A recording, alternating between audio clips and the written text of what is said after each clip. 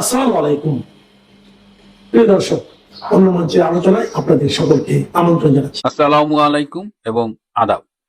হঠাৎ করেই শুনতে পেলাম সিঙ্গাপুর হয়ে অস্ট্রেলিয়ার পথে ঢাকা ছেড়েছেন বাংলাদেশের সদ্য সাবেক উপদেষ্টা ফারুকী এবং তার অভিনেত্রী বউ তিশা। তাদের এই ঢাকা ছেড়ে অস্ট্রেলিয়া গমনকে নিয়ে ইতিমধ্যেই দেশ জুড়ে আলোচনা যে তারা কি একেবারে চলে গেলেন নাকি আবার বাংলাদেশে ফিরবেন। অনেকটা আকস্মিকভাবেই গতকাল রাতে ঢাকায় এসেছেন তুরস্কের পররাষ্ট্রমন্ত্রী হাকান ফিদান। এর আগে 2020 সালে তুরস্কের পররাষ্ট্রমন্ত্রী এসেছিলেন, তারপরে প্রায় 6 বছর পরে আরেকজন পররাষ্ট্রমন্ত্রী এলেন এবং এই পররাষ্ট্রমন্ত্রীকে রিসিভ করতে এয়ারপোর্টে গিয়েছিলেন বাংলাদেশের পররাষ্ট্রমন্ত্রী এবং জাতিসংঘের 81তম সাধারণ পরিষদের সদ্য নির্বাচিত সভাপতি ডক্টর খলিলুর রহমান। তার সাথে আরো গিয়েছিলেন পররাষ্ট্র বিষয়ক প্রতিমন্ত্রী শামা ওবায়েদ এবং পররাষ্ট্র উপদেষ্টা হুমায়ুন কবির। সাধারণত অন্য দেশের পররাষ্ট্র মন্ত্রী এলে এতজন একেবারে সবাই মিলে এয়ারপোর্টে রিসিভ করতে যায়, এরকম ঘটনা আমরা সচরাচর দেখি না। কিন্তু এই তিনজন পররাষ্ট্র মন্ত্রণালয়ের হেভিওয়েটের এয়ারপোর্টে যাওয়ার মধ্য দিয়ে বোঝা যায় যে এই হাকান ফিদান মন্ত্রী হলেও নিশ্চয়ই খুব গুরুত্বপূর্ণ। ইনি তুরস্কের গোয়েন্দা সংস্থা MIT-র প্রাক্তন প্রধান ছিলেন এবং অনেকেই ধারণা করে যে তুরস্কের প্রেসিডেন্ট এরদোয়ানের পরে এই হাকান ফিদানেরই প্রেসিডেন্ট হবার একটি সম্ভাবনা রয়েছে। সুতরাং বোঝাই যায় তিনি কতটা গুরুত্বপূর্ণ এবং তিনি কেন এলেন। কথা ছিল যে ডক্টর খলিল যদি জাতিসংঘের এই সাধারণ পরিষদের সভাপতি পদের নির্বাচনে জয়লাভ করে তাহলে তিনি ঢাকায় আসবেন। আপনারা জানেন যে ডক্টর খলিলের নির্বাচিত হবার পেছনে তুরস্কের একটা গুরুত্বপূর্ণ কূটনৈতিক ভূমিকা আছে এবং তুরস্কে একাধিকবার ডক্টর খলিল নিজে গিয়েছেন, মিটিং করেছেন। তুরস্ক OIC-র দেশগুলোর সাথে মিটিং করেছে এবং ডক্টর খলিল যাতে জয়লাভ করে সেজন্য আপ্রাণ চেষ্টা করেছে এবং যে কারণে জয়ী হবার পরপরই এই হাকান ফিদান কিন্তু চলে এলেন। তাদের আজকে সকালে তিনি ডক্টর খলিলের সাথে মিটিং করেছেন, দুপুরে তার রোহিঙ্গা শিবিরে যাওয়ার কথা কক্সবাজার টেকনাফে, এবং আগামীকাল বাংলাদেশের প্রধানমন্ত্রী তারেক রহমানের সাথে তার মিটিং হবার কথা। এই যে তিনি সফরে এসেছেন, বেশ কটি বিষয় নিয়েই তাদের আলোচনা হবার কথা। তার মধ্যে একটা হলো শিক্ষা বৃত্তি, যে প্রথম বছরে 200 জন ছাত্রকে তুরস্কে বৃত্তি দেওয়া হবে এবং এটি পর্যায়ক্রমে বাড়িয়ে 2031 সালে যাতে 2000 স্টুডেন্ট নিতে পারে তুরস্ক, সেই রকমের ব্যবস্থা করা হবে। এছাড়া মিডিয়াতেও একটা কোঅপারেশনের চুক্তি করা হবে এবং প্রযুক্তি হস্তান্তরের বিষয়ে আলাপ করা হবে। জয়েন্ট ভেঞ্চারের মাধ্যমে একটি ওষুধ কোম্পানি তৈরির ও আলোচনা চলছে। তবে সবচেয়ে গুরুত্বপূর্ণ এই সফরে যেটা হলো যে বাংলাদেশে তুরস্কের টেকনিক্যাল গাইডেন্সে এবং আংশিক অর্থায়নে একটি ড্রোন এবং সামরিক সরঞ্জাম তৈরির কারখানা হবে। আপনারা জানেন যে ডক্টর ইউনূসের আমলেই এই আলোচনাটা হয়েছিল, প্রাথমিক কথাবার্তা সারা হয়েছে যে নারায়ণগঞ্জে তারা জায়গা দেবে যেখানে তুরস্ক এই ড্রোন তৈরির কারখানা করবে এবং আরো বেশ কিছু মিলিটারি ইকুইপমেন্টস এখানে তৈরি হবে এবং এর জন্য জমি দেবে বাংলাদেশ, 33% অর্থায়নও করবে বাংলাদেশ। তুরস্ক টেকনোলজি দেবে, 40% অর্থায়ন করবে। এই প্রজেক্টে পাকিস্তানেরও একটা শেয়ার আছে এবং পাকিস্তান ইন্টারন্যাশনাল মার্কেটিংটা দেখবে। পাকিস্তানের সাথে তুরস্কের এই ড্রোন বিষয়ক এই কোঅপারেশন এটা বেশ পুরনো। আপনাদের মনে আছে যে গত বছর এপ্রিলে পেহেলগাম গ্রামে, কাশ্মীরের এই গ্রামে পাকিস্তানি সন্ত্রাসী গোষ্ঠী আক্রমণ করেছিল এবং অনেক ভারতীয় সেদিন নিহত হয়েছিল, যার ফলে পাল্টা আক্রমণ করেছিল ভারত, যে অপারেশনটির নাম ছিল অপারেশন সিঁদুর। সেই অপারেশন সিঁদুরে পাকিস্তানে প্রায় 11টা বিমান ঘাঁটি ক্ষতিগ্রস্ত হয়েছিল, তার মধ্যে তাদের নূর খান বিমান ঘাঁটি প্রায় সম্পূর্ণ বিধ্বস্ত হয়ে গেছিল। সেই নূর খান বিমান ঘাঁটিতে 6 জন তুরস্কের নাগরিকের লাশ পাওয়া গিয়েছে। সেটি ইনভেস্টিগেট করতে গিয়ে দেখা যায় যে এরা আসলে ওই পাকিস্তানে যে টার্কিশ ড্রোন ছিল সেগুলোর জন্য পাকিস্তানি বাহিনীকে ট্রেন আপ করা, ড্রোনের মেনটেনেন্স এবং টেকনোলজিক্যাল বিষয়গুলোতে গাইডেন্স দিত। তখনই সবাই জানলো এই তুরস্কের এই মৃত্যুর মধ্য দিয়ে যে পাকিস্তানের সাথে তুরস্কের এই কোলাবোরেশনের কি লেভেল। তো বাংলাদেশেও এখন সেই ড্রোন তৈরি করতে যাচ্ছে তুরস্ক এবং এর পাশাপাশি আরো বেশ কিছু অস্ত্র তৈরি হবে বাংলাদেশে। এখন বাংলাদেশে বিদেশি বিনিয়োগ প্রয়োজন, কিন্তু এই অস্ত্র তৈরির এই উদ্যোগটি ভালো হবে না মন্দ হবে সেটি সময়ই বলে দেবে। কিন্তু একটা জিনিস এখানে লক্ষ্য করা যাচ্ছে, সেটা হলো যে ডক্টর ইউনূস যা যা করতে চেয়েছিলেন তারেক রহমান সরকার কিন্তু অধিকাংশ ক্ষেত্রেই হুবহু সেটা অনুসরণ করে যাচ্ছেন, যে কারণে এই কথাটি বলা হচ্ছে যে তারেক রহমানের সরকার আসলে ডক্টর ইউনূসেরই এক্সটেনশন। এবং বিশেষ করে এই যে তুরস্কের সাথে তাদের যে সম্পর্ক, যেটা নতুন করে ভিত্তি স্থাপন করেছিলেন ডক্টর ইউনূসের অন্তর্বর্তীকালীন সরকার, সেটি আমরা এখন দেখতে পাচ্ছি। এদিকে তুরস্কের সাথে এই যে বাংলাদেশের এই ঘনিষ্ঠতা, এটি কঠোরভাবে পর্যবেক্ষণ করছে আমাদের প্রতিবেশী দেশ ভারত। তুরস্ক, পাকিস্তান, সৌদি আরব মিলে তারা একটা সামরিক জোট করবার কথা ভাবছে এবং সেই জোটে তারা বাংলাদেশকে অন্তর্ভুক্ত করার চেষ্টা করছে। এবং এই ড্রোন তৈরি করার মধ্য দিয়ে, সামরিক সরঞ্জাম তৈরি করবার মধ্য দিয়ে, এবং তার ইন্টারন্যাশনাল মার্কেটিং পাকিস্তান করবে। সুতরাং সবকিছু মিলিয়ে এর ইম্প্যাক্ট জিও পলিটিক্যাল সিচুয়েশনের উপরে কতখানি পড়বে সেটাও একটু দেখবার বিষয়। আর পুরো বিষয়টার পেছন থেকে কলকাঠি নাড়ছে কোনো সুপার পাওয়ার কিনা সেটাও আমাদের ভেবে দেখতে হবে। এই নিয়ে যখন আমরা কথা বলছি, ঠিক তখনই অনেকটা নীরবে নিভৃতে ঢাকা ছেড়েছেন সিঙ্গাপুর হয়ে অস্ট্রেলিয়ার উদ্দেশ্যে ইউনূসের অত্যন্ত বিতর্কিত, সমালোচিত এবং দুর্নীতিবাজ এক উপদেষ্টা, যিনি একসময় নাটক বানাতেন, সিনেমা বানাতেন, মোস্তফা সরোয়ার ফারুকী এবং তার স্ত্রী তিশা। এখন কেন তারা অস্ট্রেলিয়ায় আসছেন? অস্ট্রেলিয়ায় এই মুহূর্তে সিডনিতে একটা ইন্টারন্যাশনাল ফিল্ম ফেস্টিভ্যাল চলতেছে, যেটা ৩রা জুন শুরু হয়েছে এবং ১৪ই জুন পর্যন্ত চলবে। এখানে গতকাল প্রদর্শিত হয়েছে আমাদের সাবেক খাদ্যমন্ত্রী ডক্টর রাজ্জাকের ছেলে মিস্টার সুমিতের মুভি মাস্টার। তো অনেকেই বলছেন যে ফারুকী এবং তিশা এই সিডনি ফিল্ম ফেস্টিভ্যালে এসেছেন, তবে এ ব্যাপারে কেউ নিশ্চিত না। আবার কেউ কেউ বলছেন যে তারা অনেকদিন ধরেই অস্ট্রেলিয়া যাবার কথা বলছিলেন এবং সেই পরিকল্পনা অনুযায়ী তারা অস্ট্রেলিয়ায় আসছেন। সিডনি কিংবা অন্য কোন শহরে আসবে এটা এখনো নিশ্চিত করে জানা যায়নি, তবে তারা ইতিমধ্যেই অস্ট্রেলিয়া পৌঁছানোর কথা। এদিকে অস্ট্রেলিয়ায় প্রবাসী বাংলাদেশিদের একটি অংশ অধীর আগ্রহে অপেক্ষা করছে। তারা যদি জানতে পারে তাহলে তারা ফারুকী এবং তিশাকে এই দেশের অত্যন্ত মূল্যবান ডিম দিয়ে অভ্যর্থনা করার জন্য তারা তৈরি হয়ে আছে। এখন দেখা যাক যে ফারুকী এবং তিশা এই অভ্যর্থনাটি পান কিনা। প্রিয় বন্ধুরা, আজ এ পর্যন্ত। আপনার যাদেরকে আমরা সাদা শকুন বলি, সেই জামাতের নেতা ডাক্তার শফিকুর রহমান, তিনি তো 3বার হ্যাট্রিক করেছেন জামানত হারানো, এটা তো আমরা সবাই জানি। তো সেই ব্যক্তিটি ঢাকায় পাশ করবে, এটা আমরা কেন বিশ্বাস করব? কি কারণে বিশ্বাস করবো? আমি শেখ ফরিদ যদি জামালপুরে আমি 3বারে ফেল করি, বা আমাদের অধ্যাপক মহসিন সাহেব যদি 3বার ফেল করেন, বা আপনি যদি আপনার আসনে 3বার ফেল করেন নিজের এলাকায়, সেই ব্যক্তিটি অন্য জায়গায় গিয়ে পাশ করবে, এটা কেউ বিশ্বাস করবে? পাশ করলেও তো বিশ্বাস করবে না, পাশ করলেও তো বিশ্বাস করবে না।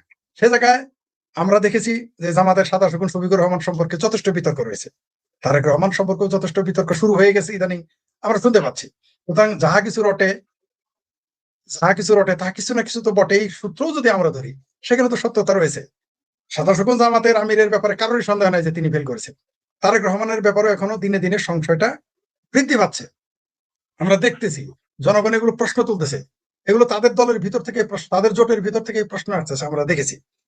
এবং আমরা সামনে আরো অনেক কিছু দেখবো যা আমরা শোনার জন্য, দেখার জন্য প্রস্তুত না। এরকম অনেক কিছুই আমরা দেখবো, আমরা জানাজাত এগুলো দেখতেছি। আর আপনি যে শিরোনাম দিয়েছেন যে শেখ হাসিনার পতন চাইলেও দেশের অবস্থা সর্বনাশ, কি কেউ চেয়েছিল না? প্রশ্নই আসে না। সরকারের পতন একটা দেশের মানুষ চাইতেই পারে। পদ্মা ব্রিজ, মেট্রো রেল, জনগণ ভেবেছিল এর চেয়ে আরো ভালো কিছু পাবে, মনে করতেই পারে তারা। জনগণের মানুষ সবসময় যদি পোলাও মাংস খায়, একটু খাদ্যের পরিবর্তন দরকার মনে করে, তারা হয়তো এই আশাতে মনে করেছিল শেখ হাসিনা যেহেতু আমাদের মেট্রো রেল দিয়েছে, পদ্মা ব্রিজ দিয়েছে, বিরাট হাইওয়ে দিয়েছে, টানেল দিয়েছে, অর্থনীতি এগিয়ে নিয়ে গিয়েছে, তার অবস্থান থেকে বিদ্যুতের অনেক জ্বালানিতে এগিয়ে গেছে, তারা ভেবেছিল শেখ হাসিনাকে যদি বিদায় করতে পারে তাহলে তারা চৌথ আসমানে চলে যাবে। কিন্তু এখন তারা বুঝতে পেরেছে চৌথ আসমান তো দূরের কথা, উল্টো তারা পাতালপুরিতে চলে যাচ্ছে, এটা এখন দেখতে পাচ্ছে। আমাদের সাথে যে অতিথি এখন রয়েছেন, তিনি নিজেও বলেছেন যে তার কয়েকটা বক্তব্য আমি দেখেছি, এমনকি আমিও তার সাথে আরেকবার লাইভে ছিলাম, তখনও তিনি বলেছেন শেখ হাসিনাকে আমি আর ফ্যাসিস্ট বলবো না।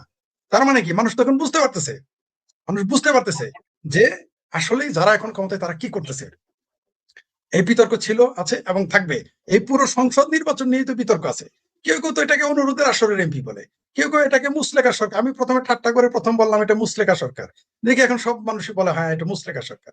কাদের সাথে মুসলেকা দিয়ে আসছে এখন, এটা দিনের আলোর মতো পরিষ্কার। কোথাকার কোন ব্লেজার খলিল, আপনি চিন্তা করেন বাংলাদেশে কি নেতার অভাব, বাংলাদেশের কি মানুষের অভাব? এই ব্লেজার খলিলকে কেন দিতে হবে, যে বিতর্কিত ব্যক্তি জীবনে, যে বিতর্কিত তার তার চাকরি জীবনে, যে বিতর্কিত শুরু থেকে এখন পর্যন্ত, তাকেই কেন এত বড় বড় পদ দেওয়া হচ্ছে? এটা তো একটা বিস্ময়কর ব্যাপার। আমরা তো জানি যে যারা তত্ত্বাবধায়ক সরকার বা ইন্টারিম গভর্নমেন্টে থাকে তারা সাধারণত সরকারে আসে না। আমরা এটা নজির খুব কম দেখেছি পৃথিবীতে। কিন্তু এখানে তিনি সরাসরি সেখান থেকে আইসা একেবারে পররাষ্ট্র মন্ত্রী হয়ে গেলেন। ডালমে কুস্তো কালা হায়। আপনি যে কথাটা বলেছেন হাদি হত্যাকাণ্ড, তার বোন একটা বলে, তার ভাই একটা বলে, জামাত একটা বলে, ইনকালাব মঞ্চ নাকি পিনকালাব মঞ্চ তারা একটা কথা বলে, এক একজন এক এক কথা বলতেছে। তার মধ্যে আবার আগুনে ঘি ঢেলেছে আমাদের প্রতিবেশী রাষ্ট্রের পরাজিত মুখ্যমন্ত্রী মমতা ব্যানার্জি। তিনি এতই দেউলিয়া হয়ে গিয়েছিলেন যে তিনি পরাজিত হওয়ার পর বললেন যে আমি পদত্যাগ করবো না। পৃথিবীতে কোন দেশের শাসক আছে বা কোন গণতান্ত্রিক নেতা আছে যে পরাজিত হওয়ার পর বলবে আমি পদত্যাগ করবো না? এটা তো মানসিকভাবে বিকারগ্রস্ত মানুষ ছাড়া কেউ বলতে পারে না, অথবা সে ফ্যাসিস্ট, চরম ফ্যাসিস্ট, তার কাছে ক্ষমতা ছাড়া আর কিছু না, এটা মনে করতে পারে। তিনি এই কথাটা বলেছেন, আমি পরশুদিন এটা নিয়ে আলোচনা করেছি। আমি বলেছিলাম এটা ভারতের রাষ্ট্রীয় আইনে এটা একটা ফৌজদারি অপরাধ, রাষ্ট্রদ্রোহ অপরাধ। অলরেডি আজকে সম্ভবত মামলা হয়ে গেছে তার নামে। একদিকে হলো মিথ্যা, আর এই ঘটনা যদি সত্য হয় আপনি সেটা বলতে পারেন না। এই যে আমাদের সাথে রয়েছেন যিনি,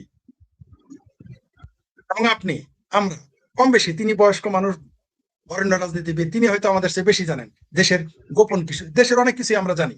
তারপরে কি সেগুলো কি আমরা বলবো? আমার সাথে বিএনপির বিরোধ হলে, আমার সাথে জাতীয় পার্টির বিরোধ হলে, আমার সাথে আপনার বিরোধ হলে, আওয়ামী লীগের বিরোধ হলে আমি কি দেশের গোপনীয়তা প্রকাশ করে দিব? এটা তো জাতীয়তাবাদী রাজনীতিতে, আন্তর্জাতিক রাজনীতির কথা বলছি।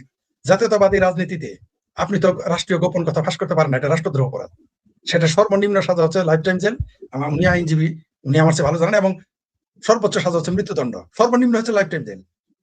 যেখানে মমতা ব্যানার্জি তার ক্ষমতা হারানোর পর উন্মাদ হয়ে তিনি এগুলো বলা শুরু করলেন, এটা তো কোনো বক্তব্য হতে পারে না। বাংলাদেশের প্রতিমন্ত্রী বলেছেন যে একজন পরাজিত মুখ্যমন্ত্রীর কথা আমাদের কিছু যায় আসে না, এটা বলেছে। আমরা দেখেছি এর আগে এক একজন এক এক কথা বলেছে এবং এখনো বলতেছে। এই যে ইনকিলাব মঞ্চ নাকি পিনকিলাব মঞ্চ, তারা দাবি করতেছে যে হাদির ভাই এর সাথে জড়িত। আমরা কোনটা বিশ্বাস করব? এর আগে বলা হয়েছে আওয়ামী লীগ জড়িত। এই বাংলাদেশের লোকজন, জুলাই সন্ত্রাসী যারা, তারা বলছে আওয়ামী লীগ জড়িত। তারপরে এখন মমতা ব্যানার্জি বলতেছে তার সরকার, তার দেশের সরকার নাকি জড়িত, সরকারের লোকজন জড়িত। এবং তিনি বলেছেন যে মেঘালয় হয়ে তারপর সে কলকাতায় গেছে। যারা যারা অবৈধভাবে ভারতে আসা যাওয়া করে তারা এটা শুনে হেসেছে। আমি নিজে ব্যক্তিগতভাবে অন্তত 7-8 বার অবৈধভাবে ভারতে গিয়েছি এবং এসেছি। কোনো বেকুব কোনোদিন মেঘালয় হয়ে আসাম হয়ে কলকাতায় যাবে না, এটা হয় না, ভৌগোলিক ভাবে এটা মিলে না। কারণ সন্ধ্যার পরে আসামে কিছু পাওয়া যায় না। আপনি বাংলাদেশের বর্ডার ক্রস করলে কিচ্ছু পাবেন না, আপনি যাবেন কিভাবে? ওখানে হাইটে হেঁটে আপনি যেতে পারবেন না। পাহাড়ি এলাকায় কোনোদিন সন্ধ্যার পর আপনার বাড়ি থাকলে মানুষ যেতে পারে না, কিছু পাওয়া যায় না। তাহলে সেখানে মেঘালয় হয়ে আসাম হয়ে সে কিভাবে গেল পশ্চিমবঙ্গে এই তীরখুনিরা? এবং বলা হয়েছে সেখানে কিন্তু শুধু বলা হয়েছে কয়েকজন, এটা তিনি বলেছেন, নাম বলেন নাই, কাউকে বলেছেন কয়েকজন। এই ধরনের বিভ্রান্তিকর বক্তব্য দিয়ে দুই দেশের সম্পর্কে তিনি আরো অবনতি ঘটানোর পায়তারা চালাচ্ছেন। এতে কি হবে? এবং তার নিজের দেশের সাথে কিন্তু তিনি গাদ্দারি করেছেন। আমরা যে মাঝে মধ্যে বলি যে বাংলাদেশের একটি অংশের সাথে পশ্চিমবঙ্গের মমতা ব্যানার্জি সরকারের সাথে লিয়াজু রয়েছে, এই কথার মাধ্যমে তা প্রমাণিত হয়ে গেছে। এই কথার মাধ্যমে বাংলাদেশি বিপদে পড়বে, এই কথার মাধ্যমে তা তৃণমূল কংগ্রেস বিপদে পড়বে এবং বিপদে পড়ে গেছে। যেটি একটু আগে আমাদের অতিথি আলোচক বললেন, তিনি বললেন যে অলরেডি মমতা ব্যানার্জি দল ভেঙে গেছে, এই দল আর কোনোদিন দাঁড়াতে পারবে না। কারণ আপনি মিথ্যা দিয়ে আপনি টিকতে পারবেন না। আপনি পরাজিত হন, কিন্তু আপনি যদি সত্য থাকেন আবার আপনি ফিরে আসবেন, কোনো সমস্যা নেই। যখন আপনি পরপর মিথ্যা বলবেন তখন আপনি দেউলিয়া হয়ে যাবেন। না আপনাকে রাষ্ট্র বিশ্বাস করবে, না জনগণ বিশ্বাস করবে, না আপনার দেশের মানুষ বিশ্বাস করবে, না আপনার ভক্তরা আপনাকে বিশ্বাস করবে। তাই যদি হতো তাহলে মমতা ব্যানার্জির যে ঋতব্রত, তারা তাকে বাদ দিয়ে দিল কেন? তারা তার প্রস্তাবিত নামগুলো বাদ দিয়ে তারা নিজেরাই বিট্রে করলো কেন? এখন হচ্ছে আপনি সৎ থাকতে হবে। সৎ, এই যে ধরেন আমাদের মহসিন সাহেব এখানে রয়েছেন আইনজ্ঞ, তিনি অনেস্টলি বলেছেন, তার বক্তব্যে তিনি কিন্তু সৎ। তিনি বলেছেন আমি শেখ হাসিনাকে গালি দিয়েছি, আমি আন্দোলনের পক্ষে ছিলাম, কিন্তু এখন আমি শেখ হাসিনাকে ফ্যাসিস্ট বলি না। তিনি কিন্তু সততার পরিচয় দিয়েছেন এখানে। তিনি এই বক্তব্য আমার পক্ষে যাক বা না যাক বা তার পক্ষে যাক, এটা কিন্তু সততা, এটা সত বক্তব্য, এরকম পরিষ্কার থাকতে হবে।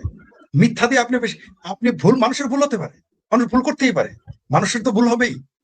দেবতাদের ভুল হয়, শুনেছি ফেরেশতাদেরও ভুল হয়, মানুষের ভুল হবে না? ভুল হতে পারে, কিন্তু প্রতারণা অপরাধ, ভুল অপরাধ নয়। ভুল হবেই মানুষের। ভুল স্বীকার করলে সেটা যদি আপনি যদি আইনত আপনি যদি হত্যা করে মার্ডার করো, আপনি যদি স্বীকার করেন আপনার শাস্তি কম হয়। কেন হয়? সততার পুরস্কার দেওয়া হয়। সততার সব জায়গায় পুরস্কার আছে। কিন্তু অসৎ হয়ে আপনি যত যোগ্য ব্যক্তি হন, যত জনপ্রিয় ব্যক্তি হন, আপনি তাসের ঘরের মতো আপনার রাজত্ব ভেঙে যাবে, যেটা মমতা ব্যানার্জির ঘটে গেছে। বাংলাদেশেও তাই ঘটবে। বাংলাদেশেও তাই ঘটবে। জুলাইয়ে যারা আন্দোলনে যুক্ত ছিল তাদের এখন জনপ্রিয়তা শূন্যের কোঠায়, শূন্যের কোঠায়। তার জন্য তো এখন ওয়াকারকে লাগে এখনো। আপনি বলেন তো আমার ভাবির ছেলেদের মিছিল করতে 500 লোক আনতে পারে কিনা? আপনি বলেন। আর জামাত সারা দেশে ঘুরে ফিরে ওই 12 লাখ। ওই তারা দাবি করছে না সোহরাওয়ার্দী উদ্যানে তাদের অনেক লোক দেখিয়ে দিয়েছে। তারা ওই জানাজাতে ওই লোকগুলোই আসে, তাদের মিটিং এ ওই লোকগুলোই আসে। পীরের দরবারের মতো পীর সাহেব যখন বলে দেয় মুরিদেরা সব গিয়ে হাজির হয়। আপনি দেখবেন চরমনায়ের পীরের মিটিং এও কিন্তু কম লোক হয় না। আমাদের সরিষাবাড়িতে চরমনায়ের পীর একদিন গিয়েছিল। আমি অবাক হয়ে গেছি যে ওই মাঠটা ভরে গেছে, যেটা শেখ হাসিনা খালেদা জিয়া গেলে, তারপর এরশাদ গেলে এগুলো ভর্তি হইতো। ওই মাঠ, সেই মাঠ ভর্তি হয়ে গেছে চরমনায়ের পীরের আসার কারণে আরো বেশি হয়ে গেছে। তার মানে কিসের জনপ্রিয়? কারণ সারা দেশে তার ওই এক মাঠ ভর্তি লোক আর নাই। তো জামাতেরও কিন্তু তাই। জামাতেরও প্রতারণা ধরা পড়েছে। যারা জুলাই আন্দোলনে যোগ দিয়েছিল, সকল আন্দোলনে, এখন এটা সকল আন্দোলন প্রমাণিত। এটা যে এখন দেশকে ভিন্ন দেশের কাছে তুলে দেওয়া, এটা এখন প্রমাণিত। এখন সকল বললে আর কেউ প্রতিবাদ করে না, করতে পারবে না, কারণ এটা প্রমাণিত এখন। এমনি এই আন্দোলনে যারা যুক্ত হয়েছে তারা তখন বুঝতে পারতেছে, এমনকি যারা সাধারণ মানুষ এই আন্দোলনে যুক্ত হয়েছিল তারা এখন দেখেছে যে তাদের সাথে ধোঁকাবাজি করা হয়েছে এবং করেছে। তো আপনি যেটা বললেন, মমতা ব্যানার্জি যেটা করেছে, এটা করে বাংলাদেশের আর ভারতের সাথে একটা সম্পর্কের অবনতি ঘটাবে এবং এতে ফলাফল আমাদেরই খারাপের দিকে যাবে। পাশাপাশি মমতা ব্যানার্জির ক্ষতি যা হওয়ার, তিনি তো আস্তে আস্তে ভ্যানিশ হয়ে যাবেন। তার দল আর দাঁড়াইতে পারবে না, বোঝা যাচ্ছে তার দল আর দাঁড়াইতে পারবে না। তো প্রতারণা মিথ্যা দিয়ে দেশ চলে না। জি। আর যে শেখ হাসিনার ব্যাপারে যেটা বললেন, শেখ হাসিনার পতন যারা চেয়েছিল তারা নিজেরাই, আমার সাথে অন্তত বিএনপি, আওয়ামী লীগের, জামাতেরও 2-4 জনের কথা হয়, জামাতের ব্যবসায়ী আর কি সাধারণ, তাদের জিজ্ঞেস করি, তারা বলে কেউ ভালো নেই। কেউ বলেন, বলতে পারেন আপনার চ্যানেলে আনেন, আমরাই 3 জন থাকবো, আপনি জামাতের আর বিএনপির 2 জন লোক নিয়ে আসেন ব্যবসায়ী, আমরা কোনো কথা বলবো না, তাদের শুধু বলতে বলবেন তারা ভালো আছে। দেখেন পাবলিক কি গালাগালি করে। কেউ একটা মুক্তিযোদ্ধাকে দক্ষিণ প্লাজায় জানাজা করতে দিবেন না, শহীদ মিনারে তার লাশ আনতে দিবেন না দর্শকের দেখার জন্য, এটা তো উচিত না। এটা তো গণতান্ত্রিক দেশের কাজ হলো। একই রকম যদি কাজ হয় তাতে প্রতিহিংসা রাজনীতি হবেই, প্রতিশোধ তো হবেই। আমি যেটা আগে বলেছি, কারণ আইনই তো বলে দিচ্ছে যে প্রতিহিংসা হবে।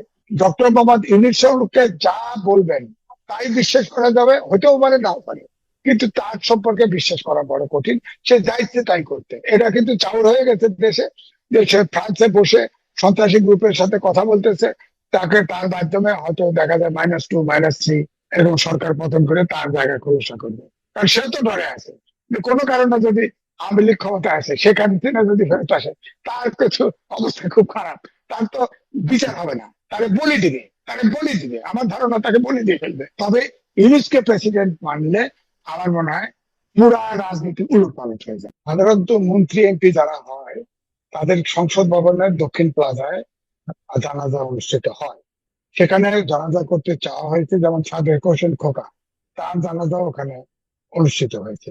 সুতরাং তিনি মুক্তিযুদ্ধের সংগঠক, বর্ষিয়ান নেতা, তার দক্ষিণ প্লাজায় জানাজা করতে দেওয়া উচিত ছিল।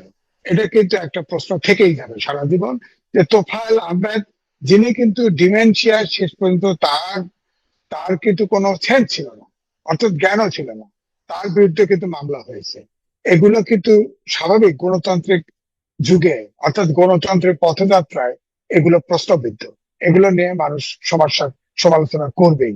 তুষার আহমেদের জানাজার জন্য শহীদ মিনারেও একটা অনুষ্ঠান আয়োজন কথা ছিল। শহীদ মিনারেও মানে শহীদ মিনারে রাখার, তার মরদেহ রাখার অনুমতি চাওয়া হয়েছিল পরিবারের পক্ষ থেকে।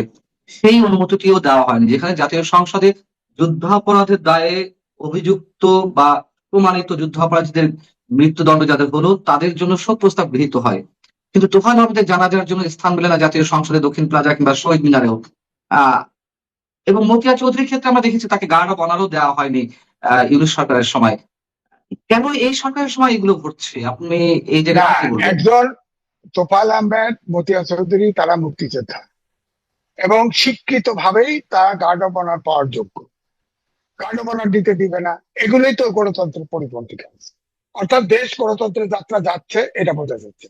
আমরা তো আশা করেছিলাম যে নির্বাচিত সরকার, বিএনপি সরকার, এবং প্রধানমন্ত্রী তো দীর্ঘ 17 বছর বিলেতে থেকেছেন, তার সময়ে আমাদের গণতান্ত্রিক যাত্রায় কোনো ছেদ ঘটবে না, অন্তত যাত্রা স্লো হতে পারে, কিন্তু শেষ ঘটবে না, কিন্তু এগুলো ঘটেছে।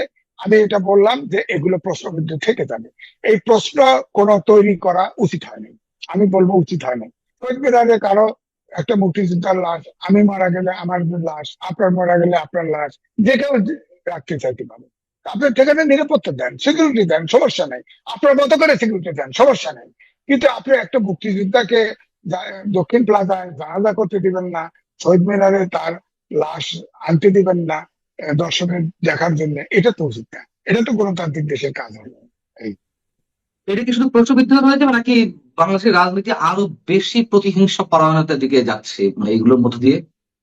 এটা তো তিলে তিলে তাই হবে। অর্থাৎ আগেও আমরা দেখছি শেখ হাসিনার সময়ে পরের 3টে নির্বাচন হয় নাই, সে ক্ষমতায় থাকার জন্য ব্রুটাল আচরণ করেছে, গণহত্যাও হয়েছে আন্দোলনে, এটা ঠিক ঠিক